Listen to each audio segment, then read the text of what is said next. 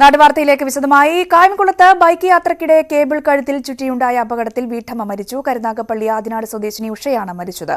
റോഡിന് കുറുകെ കേബിൾ താഴ്ന്നു കിടന്നതാണ് അപകട കാരണം.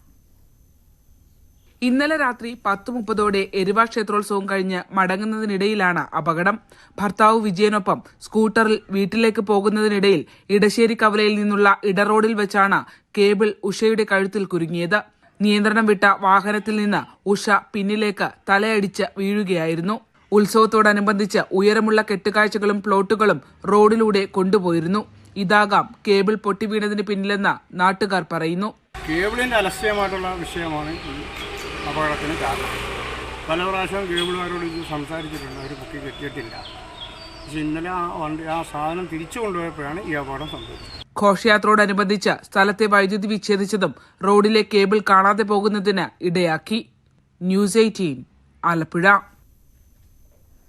ജനവാസ മേഖലകളിൽ നിന്നും കാട്ടാനകളെ തുരത്താനുള്ള നടപടികൾ സ്വീകരിക്കുമെന്ന് അധികൃതർ ആവർത്തിക്കുമ്പോഴും മൂന്നാറിലെ തോട്ടം മേഖലകളിൽ കാട്ടാനശല്യം തുടരുകയാണ്. കടലാർ ഈസ്റ്റ് ഡിവിഷനിൽ കാട്ടുകൊമ്പൻ പടയപ്പ റേഷൻ കട തകർത്ത് അരി ഭക്ഷിച്ചു. ചൊക്കനാട് മേഖലയിൽ ഇറങ്ങിയ കാട്ടാനക്കൂട്ടം പ്രദേശത്തെ ക്ഷേത്രത്തിന് കേടുപാടുകൾ വരുത്തി. ജനവാസ മേഖലകളിൽ സ്വൈര്യവിഹാരം നടത്തുന്ന കാട്ടാനകളെ തുരത്താൻ നടപടിയുണ്ടാകുമെന്ന് അധികൃതർ ആവർത്തിക്കുകയാണ്. പക്ഷേ മൂന്നാറിലെ തോട്ടം മേഖലകളിൽ കാട്ടാനശല്യത്തിന് അവസാനമില്ല. കഴിഞ്ഞ രാത്രി കടലാർ ഈസ്റ്റ് ഡിവിഷനിൽ ഇറങ്ങിയ കാട്ടുകൊമ്പൻ പടയപ്പ പ്രദേശത്തെ റേഷൻ കട തകർത്ത് റേഷൻ സാധനങ്ങൾ ഭക്ഷിച്ചു.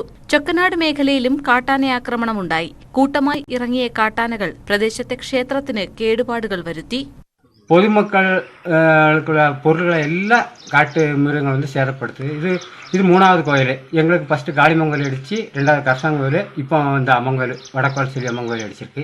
കാട് കയറാൻ കൂട്ടാക്കാതെ ജനവാസ മേഖലകളിൽ തമ്പടിച്ചിട്ടുള്ള കാട്ടാനകൾ ആളുകളുടെ ഉറക്കം കെടുത്തുകയാണ്. ഇരുൾ വീഴുന്നതോടെ പ്രദേശവാസികൾ ഭീതിയോടെയാണ് പുറത്തിറങ്ങുന്നത്.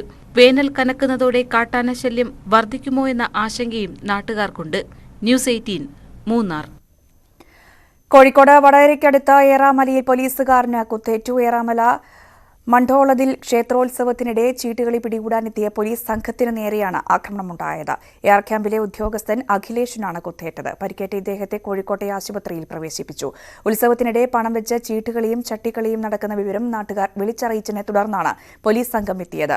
കുത്തിയ പ്രതിയെ ഒരു സംഘം ഫലമായി മോചിപ്പിച്ചു. പ്രതിയെ തിരിച്ചറിഞ്ഞതായി എടച്ചേരി പോലീസ് അറിയിച്ചു. പീഡന കേസിൽ ഒളിവിൽ കഴിഞ്ഞുവന്ന പ്രതിയെ കൊല്ലം കടയ്ക്കൽ പോലീസ് പിടികൂടി. വയലാ ലക്ഷം വീട് സ്വദേശി സതീഷാണ് പിടിയിലായത്. ജാമ്യത്തിലിറങ്ങി ഒളിവിൽ പോവുകയായിരുന്നു. 15 വർഷത്തിന് ശേഷമാണ് കടയ്ക്കൽ പോലീസ് പ്രതിയെ അറസ്റ്റ് ചെയ്തത്. പൊന്നാനിയിൽ നിന്നും മത്സ്യബന്ധനത്തിന് പോയവർക്ക് കൂറ്റൻ കടലാമയെ ലഭിച്ചു. കെ.വി. സക്കീറിന്റെ ഉടമസ്ഥതയിലുള്ള അസ്ലമോൻ എന്ന ബോട്ടിലെ മത്സ്യത്തൊഴിലാളികളുടെ വലയിലാണ് 250 കിലോയോളം തൂക്കമുള്ള കടലാമ കുടുങ്ങിയത്. 300 മുതൽ 400 മുട്ടയിടുന്ന വലിയ ആമയാണിത്. ഇതിനെ കടലിൽ തന്നെ ഉപേക്ഷിച്ചു.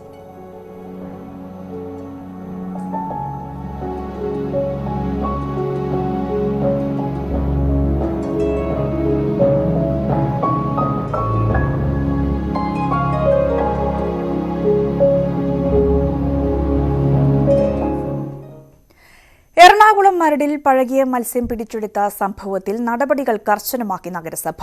മത്സ്യം കൊണ്ടുവന്ന കണ്ടെയ്നർ ലോറികൾ നഗരസഭ പിടിച്ചെടുത്തു. ഉടമകൾ എത്താതെ വാഹനം വിട്ടുകൊടുക്കാൻ കഴിയില്ല എന്ന് നഗരസഭ വ്യക്തമാക്കി. പിടിച്ചെടുത്ത 2 വാഹനങ്ങളും നഗരസഭയുടെ ഓഫീസ് കോമ്പൗണ്ടിലേക്ക് മാറ്റി. വാഹനത്തിന്റെ ഉടമകളെ പോലീസ് വഴി ബന്ധപ്പെടുകയും ഇവരോട് നേരിട്ട് നഗരസഭ ഓഫീസിൽ എത്താനും ആവശ്യപ്പെട്ടിട്ടുണ്ട്. എന്നാൽ ഇതുവരെയും ലോറിയിലെ ജീവനക്കാരെ പോലും കണ്ടെത്താൻ കഴിഞ്ഞിട്ടില്ല. ഇന്നലെ പിടിച്ചെടുത്ത മത്സ്യങ്ങൾ മുഴുവനും നഗരസഭയുടെ നേതൃത്വത്തിൽ കുഴിച്ചുമൂടി. ചീഞ്ഞളിഞ്ഞ മത്സ്യങ്ങൾ വിൽക്കാൻ ശ്രമിച്ചവർക്കെതിരെ കർശനമായ നടപടികൾ ഉണ്ടാകുമെന്നും നഗരസഭയുടെ നേതൃത്വത്തിൽ പരിശോധനകൾ കർശനമാക്കുമെന്നും ചെയർമാൻ ആന്റണി ആശാൻ പറമ്പിൽ അറിയിച്ചു. ഇന്നലെ ഉണ്ടായിട്ടുള്ള മുഴുവൻ നഷ്ടവും നഗരസഭയ്ക്ക് ചെലവായിട്ടുള്ള പൈസ മുഴുവൻ ഇവരിൽ നിന്ന് ഈടാക്കും. അതുപോലെ അലക്ഷ്യമായി ഇങ്ങനെ വാഹനം നഗരസഭയുടെ പരിസരത്ത് ഇട്ടതിനുള്ള ഫൈൻ അതുമായി ബന്ധപ്പെട്ട് ഈടാക്കുകയും മറ്റ് ഫുഡ് സേഫ്റ്റിയുമായിട്ട് ബന്ധപ്പെട്ടിട്ടുള്ള അതല്ലെങ്കിൽ മരട് പോലീസുമായി ബന്ധപ്പെട്ടിട്ടുള്ള കേസുകൾക്ക് ഇതിനുശേഷം മരട് നഗരസഭയുടെ വാഹനം വിട്ടുകൊടുക്കും. സംഭവത്തെക്കുറിച്ച് ഭക്ഷ്യസുരക്ഷാ വിഭാഗവും അന്വേഷണം ആരംഭിച്ചിട്ടുണ്ട്. ഒരു പരിശോധനയും കൂടാതെ ശീതീകരണ സംവിധാനമില്ലാത്ത കണ്ടെയ്നറുകളിൽ മത്സ്യം കൊച്ചി വരെ എങ്ങനെ എത്തി എന്നതും അന്വേഷിച്ചു വരികയാണ്. ന്യൂസ് 18 കൊച്ചി. കാസർഗോഡ് പൊയ്നാച്ചിയിൽ അടിപ്പാത നിർമ്മിക്കണമെന്നാവശ്യപ്പെട്ട് നാട്ടുകാരുടെ അനിശ്ചിതകാല സമരം 45 ദിവസം പിന്നിട്ടു. അടിപ്പാത നിർമ്മിച്ചില്ലെങ്കിൽ ദേശീയപാത പൂർത്തിയാകുന്നതോടെ ബന്തെടുക്ക റോഡിൽ നിന്നും എത്തുന്നവർക്ക് നഗരത്തിലേക്ക് കടക്കാൻ കഴിയില്ല എന്നാണ് സമരസമിതി ചൂണ്ടിക്കാട്ടുന്നത്. ദേശീയപാത പൂർത്തിയാകുന്നതോടെ ഇടറോഡുകളിൽ നിന്നും പൊയ്നാച്ചി നഗരത്തിലേക്ക് കയറാനുള്ള വഴികൾ അടയും. ഇതിലൊന്നാണ് ബന്തെടുക്കയിൽ നിന്നും വരുന്ന ഈ റോഡ്. 127 കോടി രൂപ ചെലവിൽ അടുത്തിടെയാണ് റോഡ് നവീകരിച്ചത്. ജില്ലയിലെ പ്രധാന വിനോദസഞ്ചാര കേന്ദ്രമായ ബേക്കലിലേക്ക് എത്തിച്ചേരാനുള്ള എളുപ്പമാർഗം കൂടിയാണ് ഇത്. അതേസമയം പൊയ്നാച്ചി നഗരത്തിൽ നിന്നും 200 മീറ്റർ മാറി ചെറിയ വാഹനങ്ങൾക്ക് കടന്നുപോകാനായി അടിപ്പാതയുണ്ടെന്നാണ് ദേശീയപാത അതോറിറ്റിയുടെ വിശദീകരണം. എന്നാൽ ബസ്സുകൾക്ക് പോകാൻ അത് പര്യാപ്തമല്ലെന്നും നഗരത്തിൽ തന്നെ അടിപ്പാത വേണമെന്നുമാണ് നാട്ടുകാരുടെ ആവശ്യം. അപ്പോൾ എന്തുകൊണ്ടും വളരെ പുരാതനമായിട്ട് ഈ പാതക്ക് വലിയ നമ്മുടെ ഭൂപടത്തിൽ തന്നെ രേഖപ്പെടുത്തിയ ഒരു റോഡാണ് ബന്തെടുക്ക ആലട്ടി റോഡ്, തെക്കിൽ ആലട്ടി റോഡ്. അപ്പോൾ അർഹമായ പ്രാതിനിധ്യം കിട്ടി. എന്തുകൊണ്ട് ആര് ചെയ്തു എന്നറിയില്ല, ഇവിടെ ഒന്നും തന്നിട്ടില്ല. ദേശീയപാത അതോറിറ്റിക്കും കളക്ടർക്കും സമരസമിതി പരാതി നൽകിയെങ്കിലും മറുപടിയില്ല. മേഘ എഞ്ചിനീയറിംഗ് ഇൻഫ്രാസ്ട്രക്ചർ ലിമിറ്റഡ് കമ്പനിക്കാണ് നിർമ്മാണ ചുമതല. കമ്പനി അധികൃതരുമായി കർമ്മസമിതി നടത്തിയ ചർച്ച ഫലം കാണാതെ വന്നതോടെയാണ് അനിശ്ചിതകാല സമരവുമായി പ്രദേശവാസികൾ രംഗത്ത് വന്നത്. ന്യൂസ് 18 കാസർഗോഡ്. കരുതൽ പദ്ധതിയുടെ ഭാഗമായി വീടുകൾ കയറിയുള്ള സർവേക്ക് പൊന്നാനി ബ്ലോക്ക് പഞ്ചായത്തിൽ തുടക്കം. ക്യാൻസർ ലക്ഷണങ്ങളുള്ളവരെ കണ്ടെത്തുകയാണ് സർവേയുടെ ലക്ഷ്യം. പൊന്നാനി ബ്ലോക്ക് പഞ്ചായത്ത് 2022-23 വാർഷിക പദ്ധതിയിൽ ഉൾപ്പെടുത്തി MVR ക്യാൻസർ സെന്ററിന്റെ സഹായത്തോടെ നടപ്പാക്കുന്ന കരുതൽ പദ്ധതിയുടെ ഭാഗമായാണ് വീടുകൾ കയറിയുള്ള സർവേ.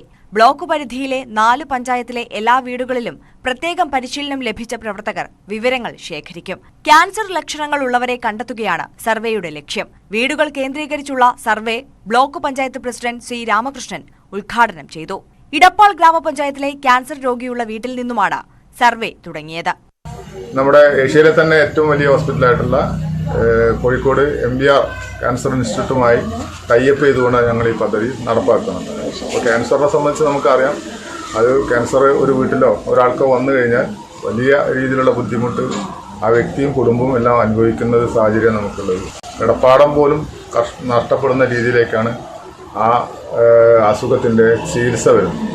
പക്ഷേ നമുക്ക് തുടക്കത്തിൽ തന്നെ ഇത് കണ്ടെത്താൻ വേണ്ടി കഴിഞ്ഞിട്ടുണ്ടെങ്കിൽ അതിന് ഇന്ന് ചികിത്സ ലഭ്യമാണ്. ബ്ലോക്ക് പഞ്ചായത്തിന്റെ പദ്ധതി മികച്ചതാണെന്നും നേരത്തെ കണ്ടെത്തിയാൽ ചികിത്സിച്ചു മാറ്റാൻ കഴിയുന്ന രോഗമാണിതെന്നും ക്യാൻസറിനെ അതിജീവിച്ച ഷെറിൻ പറഞ്ഞു. ചടങ്ങിൽ ബ്ലോക്ക് പഞ്ചായത്ത് പ്രതിനിധികൾ, ആരോഗ്യ പ്രവർത്തകർ എന്നിവർ പങ്കെടുത്തു. ന്യൂസ് 18 എടപ്പാൾ. തിരുവനന്തപുരം കിഴുവിലത്ത് ബിവറേജസ് ഔട്ട്ലെറ്റ് സ്ഥാപിക്കുന്നതിനെതിരെ പ്രതിഷേധവുമായി നാട്ടുകാർ. കുറക്കട പെട്രോൾ പമ്പിന് സമീപത്താണ് ബിവറേജസ് കോർപ്പറേഷൻ ഔട്ട്ലെറ്റ് സ്ഥാപിക്കുന്നത്. ദേശീയപാതയിൽ കോരാണിയിൽ നിന്ന് ചിറയൻകീഴ് റെയിൽവേ സ്റ്റേഷനിലേക്കുള്ള പ്രധാന പാതയോരത്താണ് ഔട്ട്ലെറ്റിനായി സ്ഥലമെടുത്തത്. സമീപത്ത് നിരവധി വീടുകളും വിദ്യാലയവും ആരാധനാലയങ്ങളുമുണ്ട്. പ്രദേശത്ത് ബിവറേജസ് ഔട്ട്ലെറ്റ് സ്ഥാപിക്കുന്നതിനെതിരെയാണ് നാട്ടുകാരുടെ പ്രതിഷേധം. വിവിധ രാഷ്ട്രീയ സാമുദായിക സംഘടനകൾ സമരത്തിന് പിന്തുണയറിയിച്ചു. സംയുക്ത സമരസമിതിയുടെ പൊതുയോഗം കൈലാത്തുകോണം വാർഡ് മെമ്പർ ഷീലയുടെ അധ്യക്ഷതയിൽ ചേർന്നു. കിഴുവിലം ഗ്രാമപഞ്ചായത്ത് വൈസ് പ്രസിഡന്റ് ശ്രീകണ്ഠൻ നായർ യോഗം ഉദ്ഘാടനം ചെയ്തു. അപകട സാധ്യത ഏറിയ വളവിലാണ് ബിവറേജസ് ഔട്ട്ലെറ്റ് ആരംഭിക്കാനുള്ള നീക്കമെന്ന് നാട്ടുകാർ പറയുന്നു. ഞങ്ങൾ ശാന്തിയും സമാധാനവും സ്വസ്ഥമായിട്ടാണ് ഞങ്ങൾ ഇവിടെ ജീവിക്കുന്നത്. ഞങ്ങൾക്ക് സ്വസ്ഥമായിട്ട് വഴി നടന്നു പോകാൻ ഇപ്പോൾ തന്നെ നമുക്ക് പറ്റുന്നില്ല. ഈ സമയത്ത് നമുക്കിവിടെ ഒരു ബിവറേജ് വന്നാൽ ഞങ്ങളെ കുട്ടികളെയും കൊണ്ട് ഒരു 6 മണി കഴിഞ്ഞ് ഞങ്ങൾക്ക് വഴി നടക്കാൻ ഒക്കില്ല. അതുപോലെ തന്നെ ഇവിടെ ഒരു പള്ളിയുണ്ട്, ഞങ്ങൾ തൊട്ടടുത്തൊരു സ്കൂളുണ്ട്. ഈ സ്കൂളും ഈ കുട്ടികളും ഞങ്ങളുമായിട്ട് സ്വസ്ഥമായിട്ട് ഞങ്ങൾ ജീവിക്കുന്നത്. ആ സ്ഥലത്ത് ഇവിടെ ഒരു ബിവറേജിൻ്റെ ആവശ്യമില്ല. നമ്മളെ കൊച്ചു റോഡാണിത്. നമ്മളെ ഒരു ചെറിയ ഗ്രാമമാണ്. ഇവിടെ നമുക്ക് ഇപ്പോൾ വരെ നമ്മൾ ശാന്തി സമാധാനത്തിൽ ജീവിച്ചു പോവുകയാണ്. അപ്പോൾ ഇതിവിടെ വന്നാൽ ഞങ്ങൾക്ക് ജീവിക്കാനുള്ള ഒരു ഇതുമില്ല. ബിവറേജസ് ഔട്ട്ലെറ്റ് വരുന്നത് സ്കൂളിന്റെ പ്രവർത്തനത്തെ ബാധിക്കുമെന്നും നാട്ടുകാർക്ക് ആശങ്കയുണ്ട്. കിഴുവിലം ഗ്രാമപഞ്ചായത്തിലെയോ സമീപ പഞ്ചായത്തുകളിലെയോ ജനവാസം കുറഞ്ഞ ഭാഗത്ത് ബിവറേജസ് ഔട്ട്ലെറ്റ് സ്ഥാപിക്കാൻ സ്ഥലം കണ്ടെത്തണമെന്നാണ് നാട്ടുകാരുടെ ആവശ്യം. ന്യൂസ് 18 തിരുവനന്തപുരം.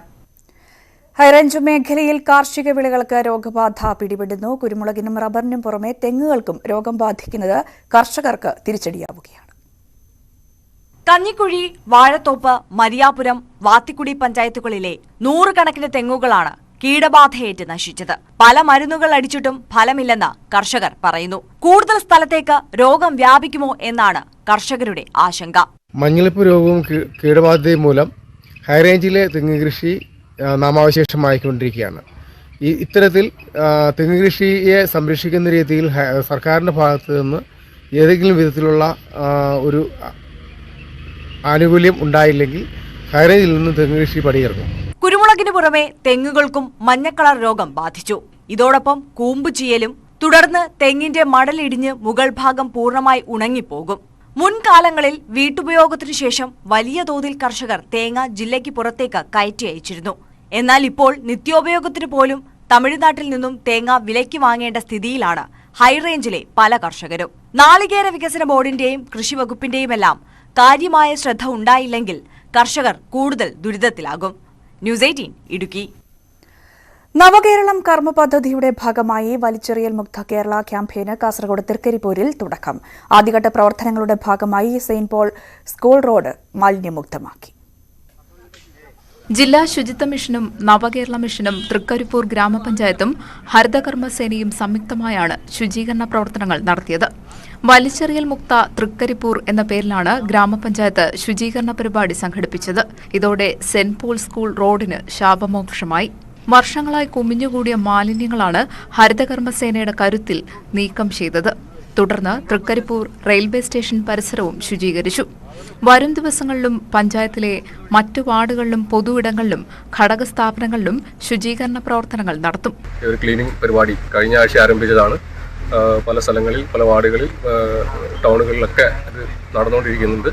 അതിൻ്റെ ഭാഗമായിട്ട് ഇവിടെ ഏറ്റവും നല്ലമായി കിടക്കുന്ന നമ്മുടെ ഈ റെയിൽവേ സ്റ്റേഷൻ്റെ കിഴക്ക് ഭാഗത്ത്, പടിഞ്ഞാറ് ഭാഗം നമ്മൾ കഴിഞ്ഞ തവണ തന്നെ വൃത്തിയാക്കിയാണ്. കിഴക്ക് ഭാഗത്തുള്ള ബാക്കി ഏരിയ ഘട്ടഘട്ടമായിട്ട് ഒറ്റയടിക്ക് ഒരു മുഴുവൻ മാലിന്യങ്ങളും എടുത്തു മാറ്റുക എന്നുള്ളത് ബുദ്ധിമുട്ടാണ്. ഘട്ടം ഘട്ടമായിട്ട് ഇത് മുഴുവൻ നീക്കം ചെയ്യും. മാലിന്യം നീക്കം ചെയ്ത സ്ഥലങ്ങളിൽ വീണ്ടും മാലിന്യം നിക്ഷേപിക്കുന്നത് കണ്ടെത്തിയാൽ പിഴ ചുമത്താൻ തീരുമാനിച്ചിട്ടുണ്ട്.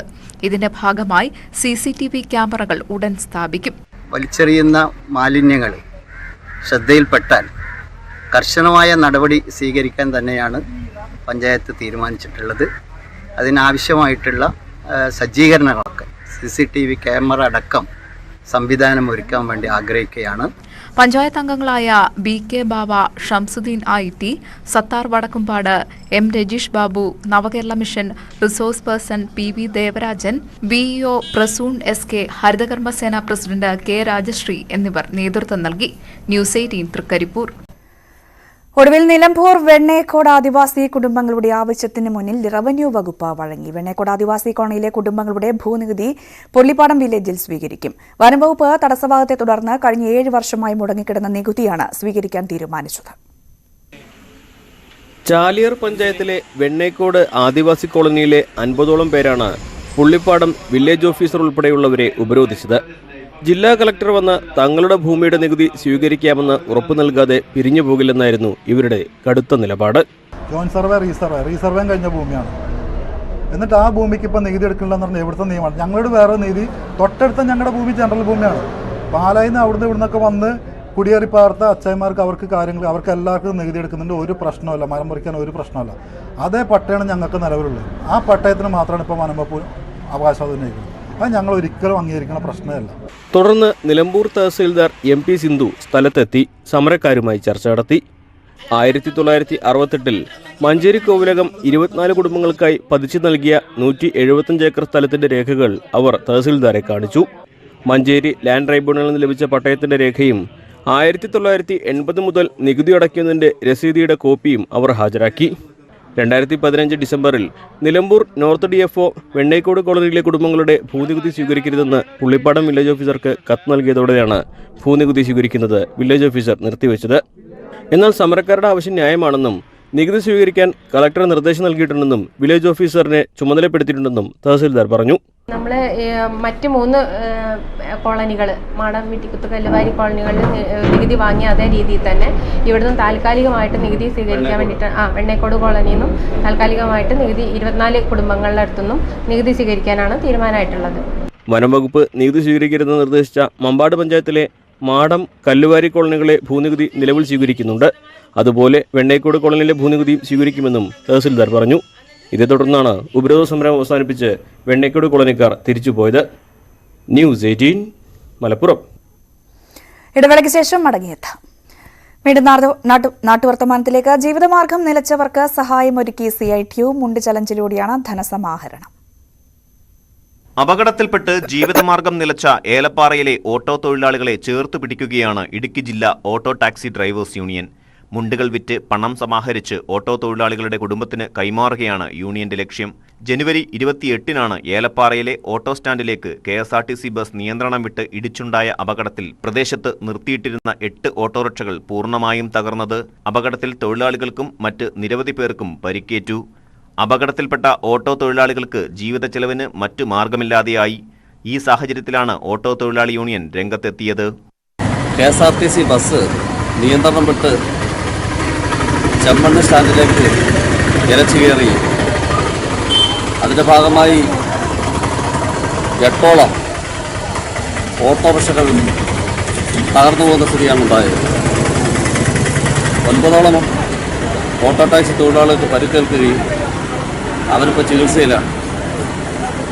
ഈ ഓട്ടോറിക്ഷ ഓടിച്ചാണ് നമ്മുടെ തൊഴിലാളികൾ ഉപജീവനമാർഗം നടത്തുന്നത്. അവരുടെ തൊഴിലുപാധികൾ നഷ്ടപ്പെട്ടു പോകുന്നൊരു സാഹചര്യമാണ് നിലവിലുണ്ടായത്. അതിൻ്റെ അടിസ്ഥാനത്തിലാണ് CITU auto taxi workers union Elappara unit കമ്മിറ്റിയുടെ നേതൃത്വത്തിൽ ഇവിടെയുള്ള യൂണിറ്റ് കമ്മിറ്റിയുടെ നേതൃത്വത്തിൽ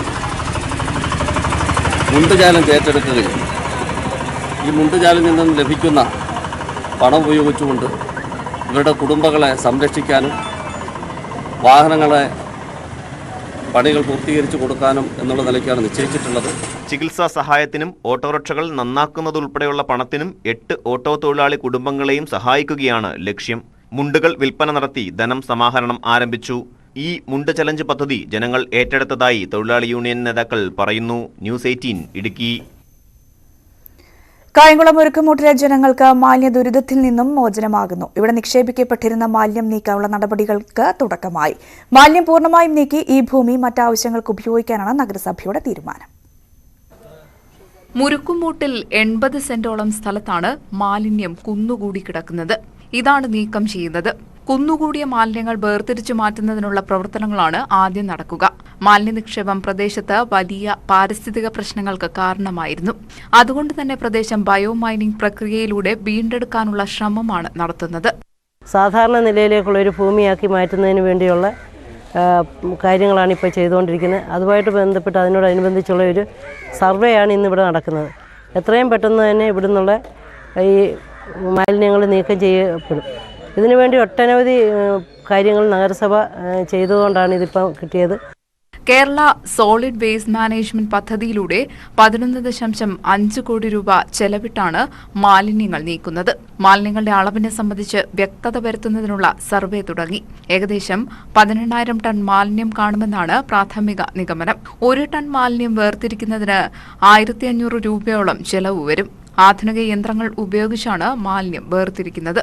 ടോട്ടൽ സ്റ്റേഷൻ സർവേ എന്ന് പറയുന്ന ഒരു മെത്തേഡ് ഉപയോഗിച്ചുകൊണ്ടാണ് ഇന്ന് നിലവിൽ ഇതിൻ്റെ ടോട്ടൽ ക്വാണ്ടിറ്റി ഇന്ന് അളന്നെടുക്കുകയാണ്. അതിനുശേഷം ഇതേ സൈറ്റിൽ വെച്ച് തന്നെയാണ് ഇതിൻ്റെ സെഗ്രിഗേഷൻ പ്രോസസ്സുകൾ ആരംഭിക്കുക. ജൈവമാലിന്യങ്ങൾ പ്ലാസ്റ്റിക്, തടി, റബ്ബർ, മെറ്റൽ എന്നിങ്ങനെ 12 തരമായാണ് വേർതിരിച്ചിരിക്കുന്നത്. ഇവ വേർതിരിച്ച് ലേലം ചെയ്യുന്നതിലൂടെ ലഭിക്കുന്ന പണം നഗരസഭയ്ക്ക് ഉപയോഗിക്കാം എന്നതും നേട്ടമാണ്. മാലിന്യം പൂർണ്ണമായി നീക്കം ചെയ്യുന്നതിലൂടെ ഭൂമി മറ്റാവശ്യങ്ങൾക്ക് ഉപയോഗിക്കാനും കഴിയും. മാലിന്യങ്ങളുടെ അളവ് നിശ്ചയിക്കുന്നതിനുള്ള സർവേയുടെ ഭാഗമായി കഴിഞ്ഞ ദിവസം ഉദ്യോഗസ്ഥർ സ്ഥലം സന്ദർശിച്ചു. നഗരസഭാ chairperson P. Sasikala, vice chairman J. Adarsh, നഗരസഭാ സെക്രട്ടറി സനിൽ ശിവൻ, മായാദേവി, കേശുനാഥ്, ഫസാന ഹബീബ്, PS സുൽഫിക്കർ, ഷാമില അനിമോൻ, ശ്രീകുമാർ, ഗോപൻ, നിസ എന്നിവരും ഒപ്പമുണ്ടായിരുന്നു. ന്യൂസ് 18 കായംകുളം. ആശുപത്രിയിൽ ഉപേക്ഷിക്കപ്പെട്ട വയോധികയെ പത്തനാപുരം ഗാന്ധി ഭവൻ ഏറ്റെടുത്തു. പുനലൂർ താലൂക്ക് ആശുപത്രിയിൽ അഡ്മിറ്റ് ചെയ്തിരുന്ന 70-കാരി കമലാക്ഷിയെ ഏറ്റെടുക്കാൻ ബന്ധുക്കളാരും എത്തിയിരുന്നില്ല. സംരക്ഷിക്കാൻ മറ്റാരുമില്ലാത്ത സാഹചര്യത്തിൽ പുനലൂർ താലൂക്ക് ആശുപത്രി സൂപ്രണ്ട് ഡോക്ടർ S. സുഭകന്റെ ശുപാർശ പ്രകാരമാണ് ഗാന്ധി ഭവൻ ഏറ്റെടുത്തത്.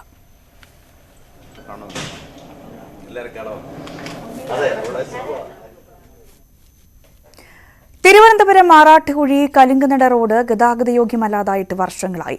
മലയോര ഹൈവേയും സംസ്ഥാന പാതകളെയും തമ്മിൽ ബന്ധിപ്പിക്കുന്ന റോഡ് തകർന്നതോടെ ദുരിതത്തിലായിരിക്കുകയാണ് നൂറുകണക്കിന് യാത്രക്കാർ.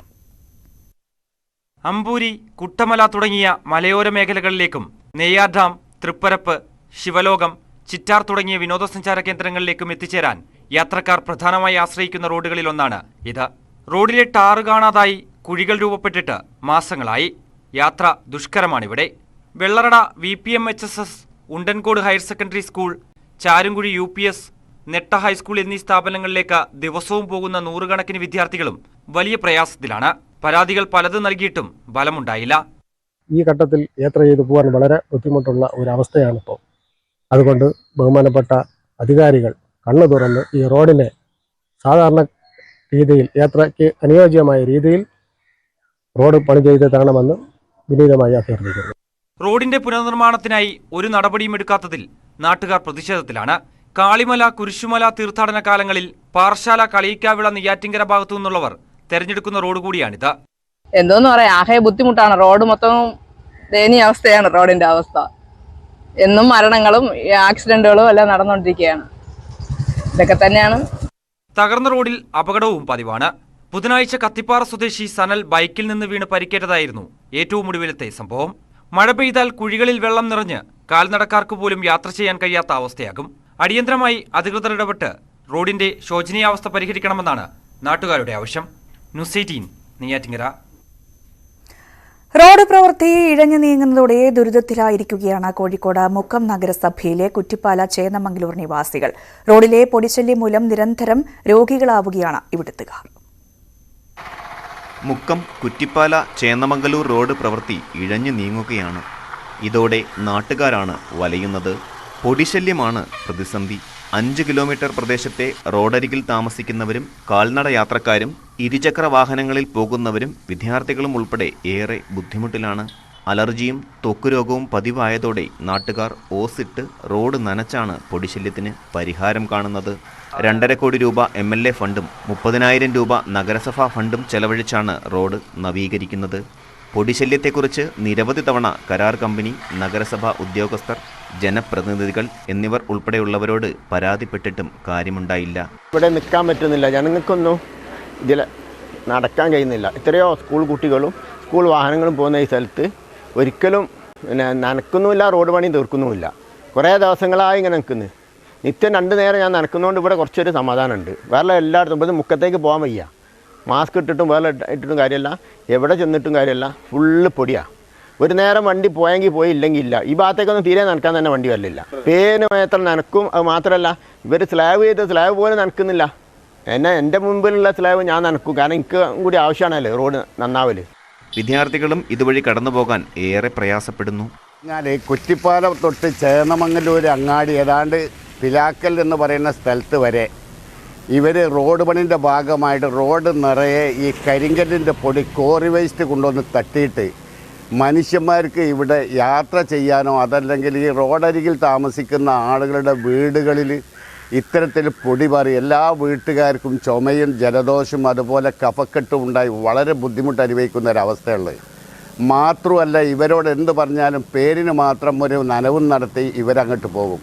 എത്രയും പെട്ടെന്ന് പ്രവൃത്തി പൂർത്തീകരിച്ച് സ്വസ്ഥമായി ജീവിക്കാൻ അവസരമൊരുക്കണമെന്നാണ് നാട്ടുകാരുടെ ആവശ്യം. ന്യൂസ് 18 മുക്കം. നാട്ടുവർത്തമാനം പൂർണ്ണമാവുകയാണ്. നമസ്കാരം.